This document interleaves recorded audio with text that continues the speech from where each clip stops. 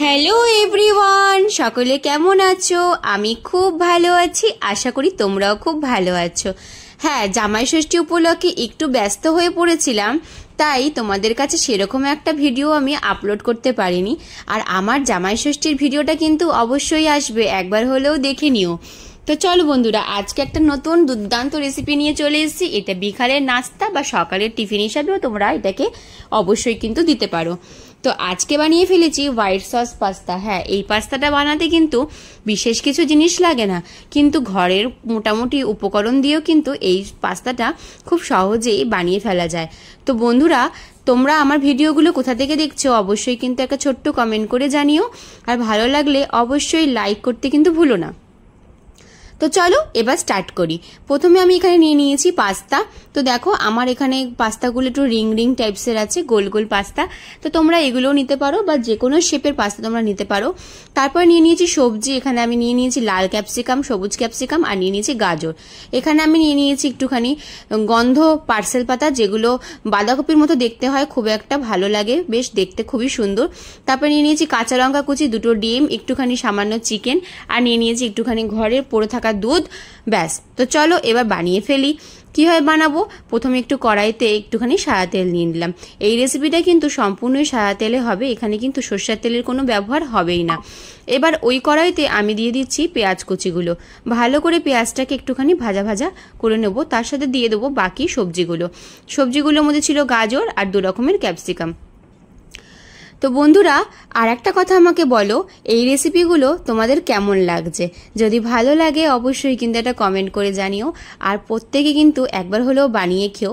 আমি কিন্তু খুব একটা কঠিন রেসিপি তোমাদের সাথে শেয়ার করি না, কিন্তু আশা করি এই রেসিপিগুলো অনেকটাই সহজ, আর খুব সহজেই তোমাদেরকে আমি কিন্তু দেখাতে চেষ্টা করি।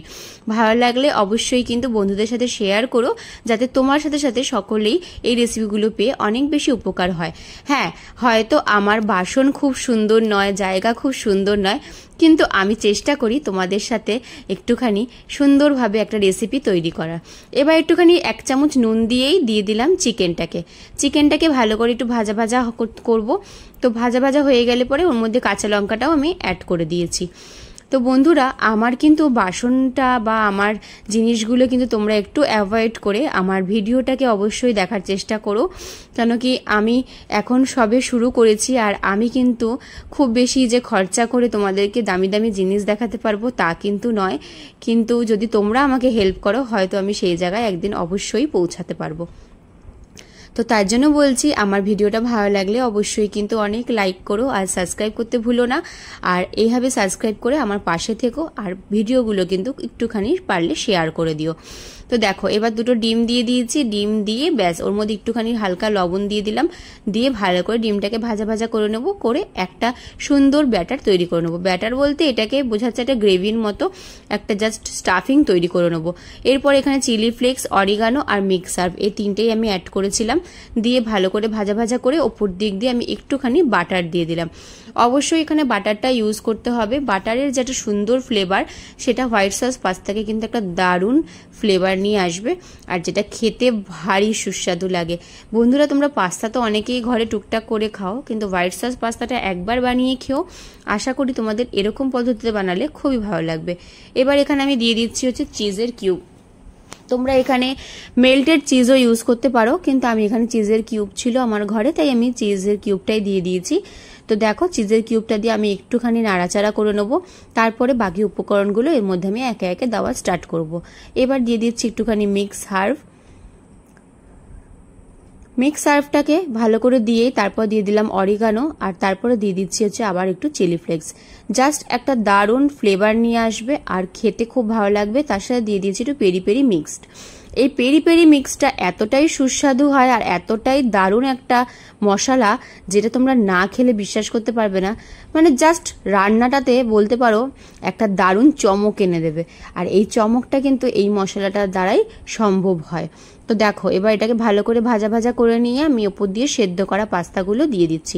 হ্যাঁ, এবার বলি, পাস্তাটা যখন সেদ্ধ করেছিলাম তখন আমি একটা প্রেসার কুকারে বসিয়েছিলাম। ঢাকনাটা আমি খুলে, হুইসেলটা খুলেই বসিয়েছিলাম। আর পাস্তা সেদ্ধ করার সময় ওর মধ্যে আমি 1 চামচ নুন আর 2 চামচ সাদা তেল দিয়ে বসিয়েছিলাম, যাতে পাস্তাগুলোর গায়ে একটার সাথে একটা লেগে না যায়। তো তোমরা এই পদ্ধতিতেই করবে। এরপরে দেখো ওপর দিক দিয়ে আমি ঘরের ছিল দুধ, সেই দুধটাও অ্যাড করে দিলাম। আর এর মধ্যে কিন্তু চিজটা পুরোপুরি মেল্টেড হয়ে গেছে। তারপরে আমি এখানে অ্যাড করে দেবো হচ্ছে একটুখানি মেয়োনিজ। তো দেখো এইভাবে একটুখানি জাস্ট মাখা মাখা করে নিলাম দুধটা দিয়ে। তারপরে একটু স্বাদ মতো নুন, স্বাদ মতো একটু হালকা পরিমাণে মিষ্টি তোমরা অ্যাড করতে পারো। যদি তোমরা না পছন্দ করো না অ্যাড করবে। আমি এখানে চিনির একটু হালকা পরিমাণে গুঁড়ো অ্যাড করেছিলাম। আর তার সাথে দিয়ে দিচ্ছি হচ্ছে মেয়োনিজ। মেয়োনিজটা কিন্তু এখানে খুব বেশি পরিমাণে দিতে হবে, কারণ এই রান্নাটা কিন্তু পুরোটাই গ্রেভিটা তৈরি হবে মেয়োনিজ আর দুধ আর চিজ দিয়ে। তো অবশ্যই কিন্তু এক্ষেত্রে মেয়োনিজটা একটু হলেও তোমাদেরকে বেশি দিতে হবে। তো এখানে আমার পাস্তা ছিল মোটামুটি ধরো ওই 300 থেকে 400 গ্রাম পাস্তা ছিল। তো এখানে আমি মোটামুটি 2 কাপের মতো মেয়োনিজ অ্যাড করেছি। তো বন্ধুরা, যদি মেয়োনিজটা কম দাও তাহলে কিন্তু গ্রেভি ব্যাপারটা আসবে না, আর পাস্তাটার গায়ে মেয়োনিজ না লেগে থাকলে খেতেও ভালো লাগবে না। অবশ্যই কিন্তু মেয়োনিজটা তোমরা একটু হলেও বেশি এখানে অ্যাড করবে। যদি তোমরা 2 কাপের জায়গায় 3 কাপও অ্যাড করো কোনো অসুবিধা নেই, জাস্ট দারুণ একটা ফ্লেভার আসবে। কিন্তু মিনিমাম তোমাদের 400 গ্রামের 2 কাপ মেয়োনিজ অ্যাড করতেই হবে। তো ব্যাস, এবার ওপর দিয়ে ওই পাতাটা আবার দিয়ে দিলাম, যেটা খেতে ভারী দারুণ আর দেখতেও প্রচণ্ড সুন্দর। এই সবজিটা কিন্তু তোমরা মোটামুটি কাঁচাও খেয়ে নিতে পারো। আর বার্গার বলো, পাস্তা বলো, এইসব রান্নায় বা চাউমিন বলো, ম্যাগি বলো, তাতে এই পাতাটা কিন্তু তোমরা অবশ্যই ইউজ করতে পারো, যেটা প্রচণ্ড ভালো একটা ফ্লেভারও দেয় আর তার সাথে খেতেও ভারী মজাদার। তো এইভাবে আমি আজকে বিকালের নাস্তা আমার মেয়ের জন্য বানিয়ে ফেললাম। তোমরাও কিন্তু তোমাদের ছেলে বা মেয়ে বা বর বা বাড়ির যত লোক আছে তাদের জন্য তোমরা কিন্তু এরকম দুর্দান্ত দারুণ একটা রেসিপি ঘরে অতি সহজে বানিয়ে ফেলতে পারো। আর ভালো লাগলে কিন্তু অবশ্যই ভিডিওটা অনেক অনেক শেয়ার করো, লাইক কমেন্ট শেয়ার করতে কিন্তু ভুলো না, আর পাশে থেকো। এরপরে আবার একটা নতুন ভিডিও নিয়ে চলে আসবো বন্ধুরা। এইভাবে আমার ভিডিওটা তোমরা দেখে যে এত খুশি হও তাতে আমিও প্রচণ্ড হ্যাপি হই। আর ব্যাস, এইভাবে আমাকে একটু এগিয়ে নিয়ে যেতে সাহায্য করো আর পাশে থেকো। আর যারা আমার ভিডিও দেখে পছন্দ করছো না তারা প্লিজ আমাকে না দেখে চলে যেও, বাজে কমেন্ট করো না।